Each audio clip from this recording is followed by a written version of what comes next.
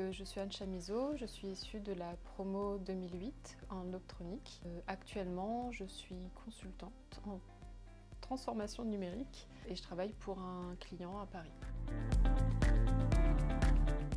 Une chose dont je me souviens, c'est un des profs que j'avais qui disait un ingénieur ne doit pas forcément connaître l'information mais savoir la chercher. C'est quelque chose que j'ai eu à faire plein de fois au cours de mes années. Alors j'ai été ingénieure, chef de produit, puis consultante. Et c'est surtout savoir chercher, savoir comprendre.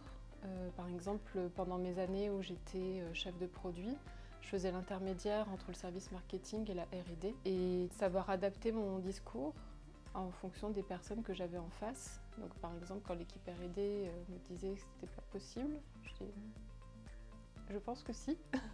Et c'est surtout apprendre à réfléchir, à comprendre, à chercher. Donc l'association a eu un rôle utile pour moi il y a environ 2 ans parce que dans l'entreprise où j'étais depuis environ 12 ans, j'ai dû partir à cause de la crise Covid et il se trouvait que je déménageais dans le même temps en Eure-et-Loir, dans une zone où c'est pas forcément simple de trouver un job qui correspondait à mes compétences. Et je suis allée voir sur le réseau des anciens Polytech et j'ai fait un filtre où j'ai cherché qui est un ancien Polytech en Eure-et-Loir.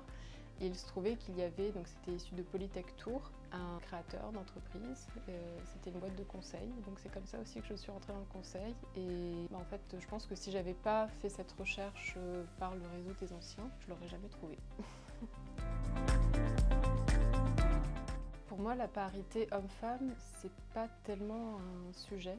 Pour moi, le sujet, c'est plutôt dans les entreprises, quelle est la bienveillance vers les personnes qui y travaillent. Parce que la parité, en fait, pour moi, elle se pose surtout autour de l'arrivée d'un enfant. Dans l'entreprise où j'ai commencé ma carrière, j'appréhendais un peu le moment où j'allais annoncer d'avoir un bébé. Et en fait, la réaction, c'était c'est génial, félicitations, tu vas voir, c'est super, etc. Et pour ma dernière grossesse, j'ai été bichonnée. On a aménagé la proportion télétravail et présentiel.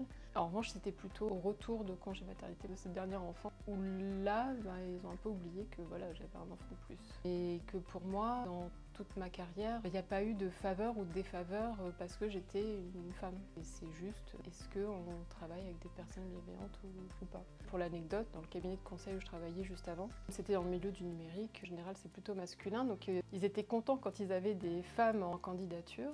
Et au final, ils se sont retrouvés avec beaucoup plus de femmes que d'hommes. Entre femmes, on rigolait parce qu'on a dit bah oui, c'est forcément parce qu'on est meilleurs. Le premier conseil, ce serait de réfléchir à ce qu'on veut, vraiment, tant sur le projet professionnel que le projet personnel. Se poser régulièrement, peut-être, je sais pas, une fois par an, pour faire le point et éventuellement de réorienter le chemin. Ne pas s'oublier, tant personnellement que professionnellement. Par exemple, de ne pas avoir à faire de choix entre vie professionnelle ou vie personnelle, c'est toujours les deux. Sur l'aspect professionnel, pas hésiter à changer, même de voie. Une phrase que j'ai entendue, je la réutilise souvent, c'est « il ne faut pas que la peur soit une barrière ». Parfois, juste se lancer.